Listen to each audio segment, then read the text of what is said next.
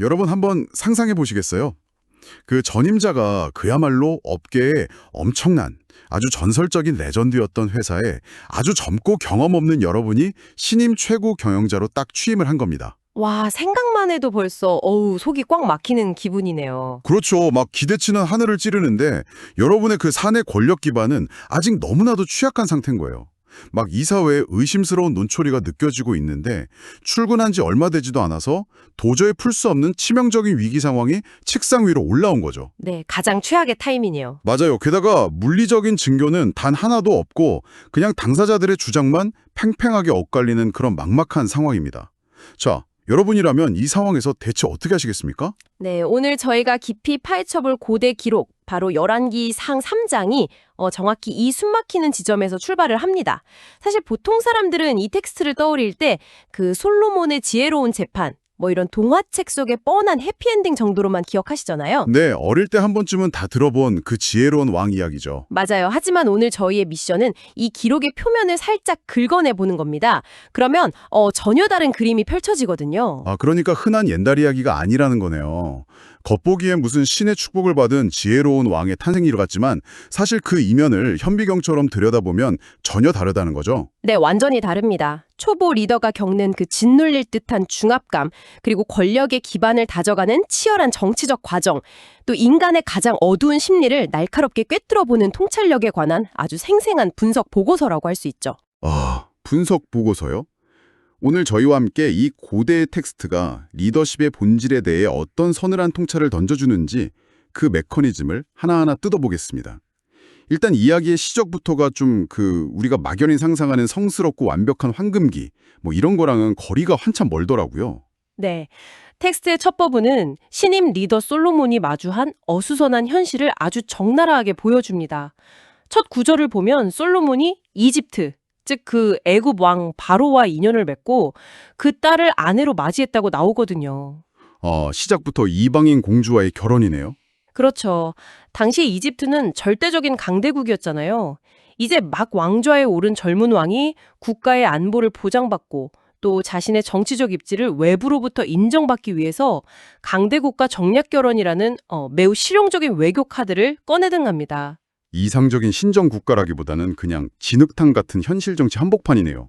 맞습니다. 아주 치열한 현실이죠. 근데 잠깐만요. 이게 하나님을 사랑한다고 하면서 이방인인 애굽의 공주와 정략 결혼을 했다는 것도 좀 아슬아슬한데 이스라엘 내부 상황은 더 심각해 보이더라고요. 네, 어떤 부분이 가장 눈에 띄셨나요? 텍스트를 보면 솔로몬이 막 다윗의 법도를 행했다고 하면서도 정식 성전이 없어서 산당에서 제사를 지냈다고 기록되어 있거든요.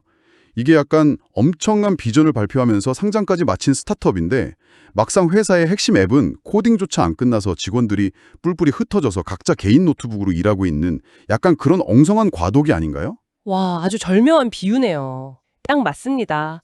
당시 이스라엘은 국가의 가장 기본적인 그 물리적 인프라가 전혀 갖춰지지 않은 상태였어요. 인프라가 아예 없었군요. 네, 신을 모실 중앙성전도 없고 왕이 머물 궁전도 공사 중이었고 심지어 수도 예루살렘을 방어할 성벽조차 미완성이었죠. 세상에 성벽도 없었 테니까요. 네, 그래서 왕조차도 어쩔 수 없이 지방 곳곳에 흩어져 있던 임시제단, 그러니까 산당을 전전하면서 제사를 지내야 했던 겁니다. 원칙과 현실이 삐걱거리면서 막 충돌하는 그야말로 국가 전체가 거대한 공사판이자 불안전한 시기였던 거죠. 그런 엄청난 불안정성 속에서 솔로몬이 기브온이라는 가장 큰 산당으로 가서 그 유명한 일천번제, 즉 1000번의 번제를 드렸던 대목이 등장하는 거군요. 네, 바로 그 타이밍입니다. 저는 이 부분을 읽으면서 진짜 그 규모에 압도당했어요. 이게 단순히 제단 앞에 무릎 꿇고 기도 몇 번 한 게 아니잖아요. 짐승 1000마리를 희생제물로 바친다는 건 도대체 현실적으로 어떤 그림이었을까요? 물류나 행정 관점에서 보면 이건 어마어마한 국가적 메가 이벤트입니다. 소나 양 1000마리를 잡는다고 한번 상상해 보시죠. 이거 주말 하루 만에 뚝딱 끝낼 수 있는 행사가 절대 아니거든요.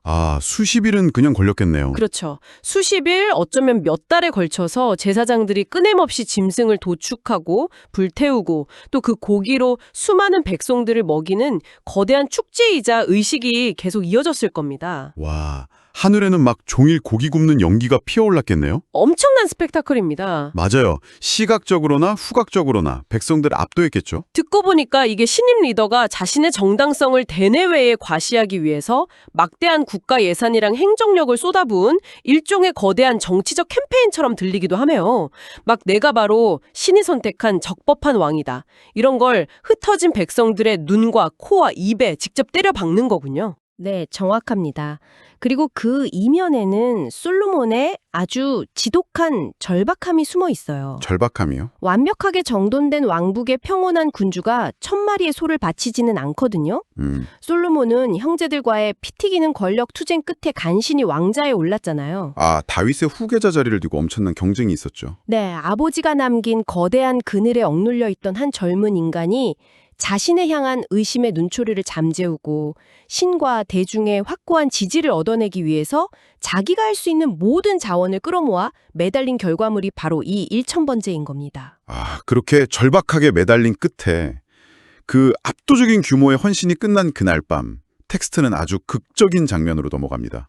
꿈에 나타난 신이 솔로몬에게 막 내가 내게 무엇을 줄고 너는 구하라. 이렇게 말하죠. 네, 사실상 백지수표를 내민 상황이죠. 맞아요. 여러분 이 상황을 현실로 한번 가져와 보시죠. 우주를 지배하는 존재가 여러분한테 한도에게 없는 무제한 백지수표를 딱 내민 겁니다. 솔직히 말해서 저라면 묻지도 따지지도 않고 압도적인 분화, 경쟁사를 무너뜨릴 힘, 아니면 평생 끄떡없는 건강 이런 거 달라고 했을 텐데요. 일반적인 사람이라면 누구나 그렇게 생각할 겁니다. 로또 번호나 무병 장수 같은 거요. 그렇죠. 그런데 솔로몬의 대답은 우리의 예상을 완전히 빗나가더라고요. 네, 솔로몬은 이 백지수표 앞에서 자신의 처지를 아주 냉정하게 평가합니다. 그는 스스로를 가리켜서 종은 작은 아이라 출입할 줄을 알지 못한다 이렇게 고백하거든요. 아, 자기를 작은 아이라고 표현했군요. 네. 이 대목이 리더십 관점에서 대단히 중요합니다. 최고 권력자가 된 사람이 그 무한한 기회 앞에서 허세를 부리는 대신에 자기가 무엇을 모르고 얼마나 부족한 존재인지를 뼈저리게 인정하는 극도의 메타인지, 즉 자기객관화를 보여주기 때문이죠. 와, 메타인지.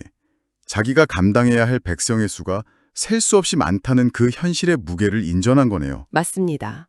그래서 그렇게 자신의 한계를 직시한 뒤에 솔로몬이 요구한 것이 바로 이 많은 백성을 재판하여 선악을 분별할 수 있는 지혜로운 마음이었죠. 근데 왕이라는 직업을 생각해보면 약간 의아하기도 하거든요. 군사적인 전술이나 막강한 통치력, 아니면 경제적 감각을 원할 수도 있었을 텐데 왜 하필 재판을 잘하는 지혜를 콕 집어서 원했을까요? 그건 고대 근동사회에서 왕의 가장 핵심적인 역할이 무엇인지를 이해해야 보입니다. 고대의 왕은 단순히 군대를 주의하는 총사령관이 아니라 사회의 가장 마지막 보루인 최종 대법원장이었거든요. 아, 대법원장 역할도 했군요. 네. 지방 법원이나 하위 조직에서 도저히 해결하지 못한 억울하고 복잡한 송사들이 결국 왕의 발밑으로 굴러 들어옵니다. 여기서 왕이 진실을 가려내고 억울함을 풀어주지 못하면 사회적 신뢰가 무너지고 결국 국가의 존립 자체가 흔들리게 되는 거죠. 아, 그러니까 리더의 판단력이 곧 시스템의 신뢰도랑 직결되는 구조였네요. 그렇습니다. 그래서 원문을 보면 솔로몬이 구한 지혜로운 마음은 사실 듣는 마음으로 번역됩니다. 듣는 마음이요? 네. 단순히 책을 많이 읽어서 얻는 지식이 아니라 현장의 복잡한 이해관계 속에서 사람들의 얽히고 설킨 주장을 주의 깊게 듣고 그 이면의 진실을 분별해내는 실질적인 문제 해결 능력을 구한 겁니다. 오, 철저하게 실용적이네요. 신은 솔로몬이 자신의 개인적인 안위나 부귀영화 대신에 리더로서의 공적인 직무를 제대로 수행하기 위한 도구를 요청했다는 사실에 크게 만족하게 되죠. 그래서 신이 막 솔로몬이 요구하지도 않은 부와 영광까지 덤으로 얹어주잖아요. 평생토록 너와 같은 왕이 없을 거라는 엄청난 보증수표까지 쥐어주면서 말이죠. 네, 보너스까지 두둑하게 받은 셈입니다. 잠에서 깬 솔로몬은 진짜 세상을 다 가진 기분이었을 거예요. 그래서 예루살렘으로 돌아와서 언약궤 앞에서 제사를 드리고 신하들을 위해 막 성대한 잔치까지 열죠. 그런데 이 달콤한 승리감도 잠시입니다. 꿈을 통해 얻은 이 완벽한 이론적 지혜가 곧바로 가혹한 현실의 시험대에 오르게 되거든요. 그렇죠. 지혜나 능력이라는 건 결국 현실의 진흙탕 속에서 증명되기 전까지는 머릿속의 환상에 불과하니까요. 맞아요. 써먹어봐야 알죠. 텍스트는 이 신이 준 듣는 마음이 실제로 어떻게 작동하는지 보여주기 위해서 새니기 왕의 책상 위로 역사상 가장 악랄하고 난해한 케이스를 하나 던져놓습니다. 바로 그 유명한 두 여인의 재판입니다. 저는 이 사건 설정 자체가 너무나도 숨이 막더라고요. 막 잔치 분위기가 가시기도 전에 창기, 즉 사회적 계급의 가장 밑바닥에 있는 두 여성이 대법원장인 왕 앞에 딱 섭니다. 이들이 한 집에 살면서 불과 3일 간격으로 각각 아이를 낳았어요. 네, 비슷한 시기에 출산을 한 거죠. 그런데 여기서 텍스트가 아주 섬뜩한 디테일을 하나 투척하잖아요. 한 여인이 이렇게 진술하거든요. 우리 둘 외에는 집에 다른 사람이 아무도 없었나이다. 와, 그 한 문장이 이 재판의 난이도를 수직으로 상승시킵니다. 맞아요. 법의학적 증거는커녕 흔한 보안 카메라도 없고 지문 인식도 DNA 검사도 불가능한 고대 사회에서 우리 둘밖에 없었다는 말은 완벽하게 통제된 밀실이란 뜻이잖아요. 완벽한 밀실 미스터리죠. 게다가 밤중에 한 어미가 자다가 자기 아이 위에 누워버려서 아이가 질식사를 합니다. 그러자 이 어미가 한밤중에 일어나서 살아있는 아이를 빼내서 자기 품에 안고 죽은 자기 아이를 다른 어미의 품에 눕혀놓았다는 거예요. 네, 아이를 몰래 바꿔치게 한 거죠. 아침에 일어나서 죽은 아이를 자세히 보니까 자기가 낳은 아들이 아니었다는 겁니다. 하지만 반대편 여인은 정반대로 산 것이 내 아들이고 죽은 것이 네 아들이다 이렇게 팽팽하게 맞서고요. 와, 이건 1대1의 진술 게임, 그것도 가장 절박한 생명이 걸린 싸움입니다.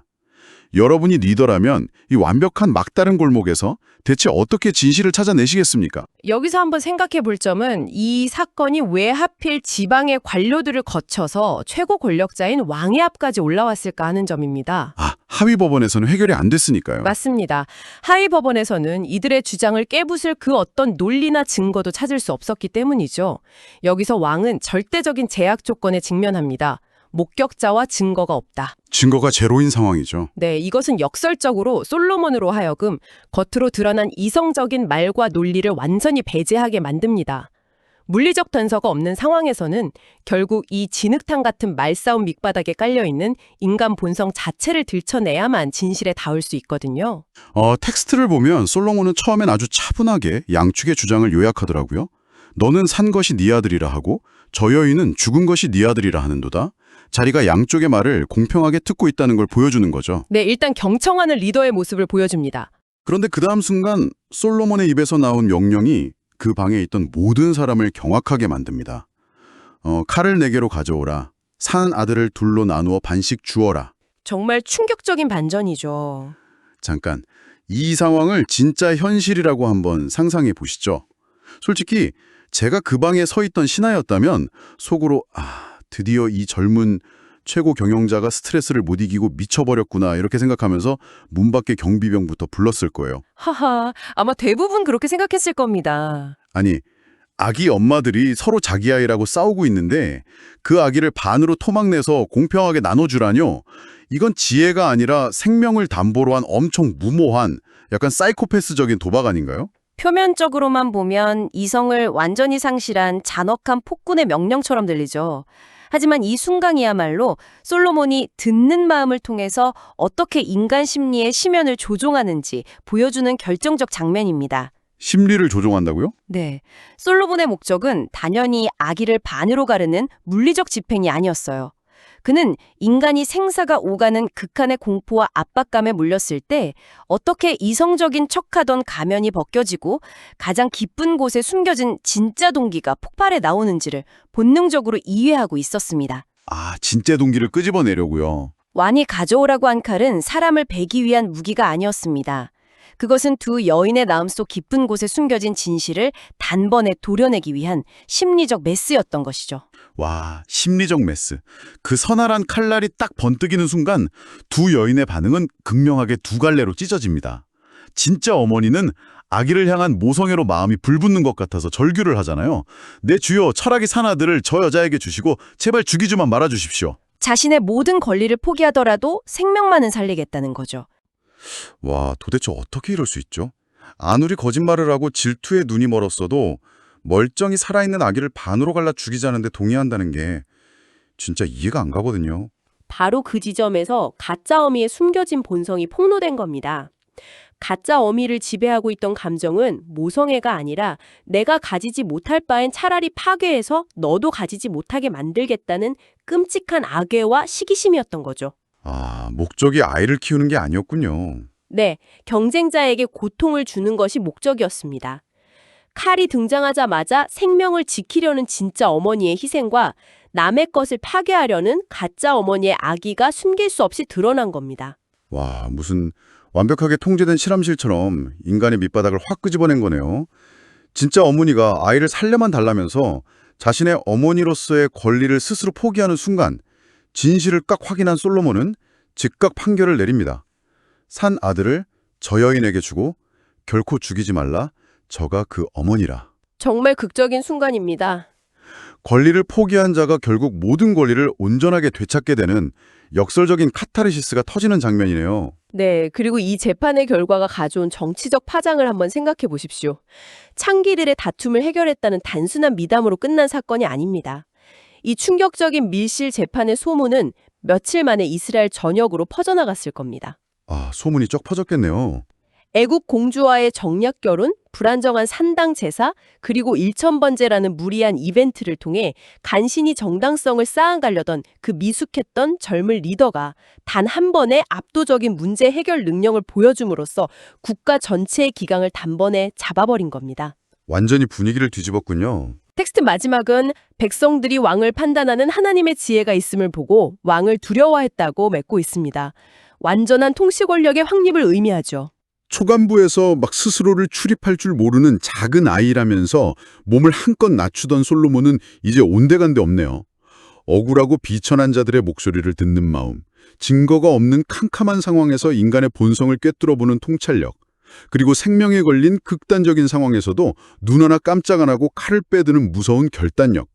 이 모든 게 합쳐주면서 그는 진정한 지혜의 상징이자 범접할 수 없는 권력자로 거듭났습니다. 내 쥐의 진정한 얼굴을 보여준 거죠. 여러분, 흔히 우리는 지혜라고 하면 막 좋은 대학을 나오고 방대한 지식을 머릿속에 쌓아둔 약간 고상한 상태를 상상하곤 하잖아요.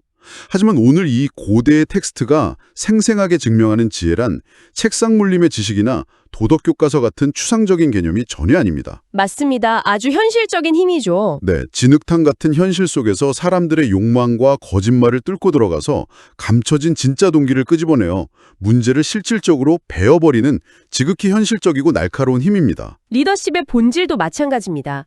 리더는 모든 것을 아는 사람이 아니라 자기가 무엇을 모르는지 명확히 알고 얽히고 설킨 복잡한 문제 속에서 어떤 타이밍에 어떤 질문을 던져야 사람들의 진짜 속마음을 수면 위로 끌어올릴 수 있는 사람입니다. 적재적소의 질문이 핵심이군요. 네, 이 솔로몬식 심리적 통찰은 고대 사회를 넘어서 복잡한 이해관계가 얽혀있는 현대의 비즈니스 현장이나 우리 자신의 삶 속에서도 판을 뒤집을 수 있는 엄청난 무기가 됩니다. 네, 정말 그렇네요. 그런데 여기서 여러분에게 아주 도발적인 질문을 하나 던지면서 오늘의 심층 탐구를 마무리해 볼까 합니다. 방금 우리가 막찬사를 보냈던 솔로몬의 이 날카로운 지혜에 대해서 말이죠. 어떤 질문이죠? 텍스트의 맨 마지막 구절을 다시 한번 떠올려 보십시오. 이스라엘 백성들이 이 통찰력 넘치는 판결을 보고 솔로몬을 막 존경하고 사랑하게 된 것이 아니라 그를 두려워했다고 기록했잖아요. 네, 분명히 두려워했다고 쓰여 있죠. 우리가 오프닝에서 설정한 그 회사 상황으로 다시 돌아가 봅시다. 만약 여러분의 상사나 최고 경영자가 상황을 통제하기 위해서 여러분의 심리를 극한의 공포로 몰아넣고 심지어 여러분조차 마주하고 싶지 않은 그 밑바닥의 끔찍한 본성과 약점을 족집게처럼 섬뜩하게 파헤치는 그런 차가운 천재성을 가졌다면 어떨까요? 일상적으로 겪는다면 정말 숨막힐 것 같은데요. 그렇죠. 인간의 두려움과 이기심을 장기말처럼 자유자재로 조종해서 조직의 최적의 결과를 도출해내는 이러한 방식의 리더십은 과연 건강하고 지속 가능할까요? 우리는 리더에게 따뜻한 공감과 신뢰를 바탕으로 한 소통을 원할까요? 아니면 때로는 우리의 등골이 서늘해질 정도로 속을 발가벗기는 그 차가운 지혜를 원할까요? 여러분의 리더 혹은 훗날 여러분 자신이 누군가를 이끄는 자리에 섰을 때 과연 어떤 방식의 지혜를 손에 쥐고 그 칼을 휘두르게 될지 이 여운 깊은 딜레마를 한 번 고민해 보시기 바랍니다.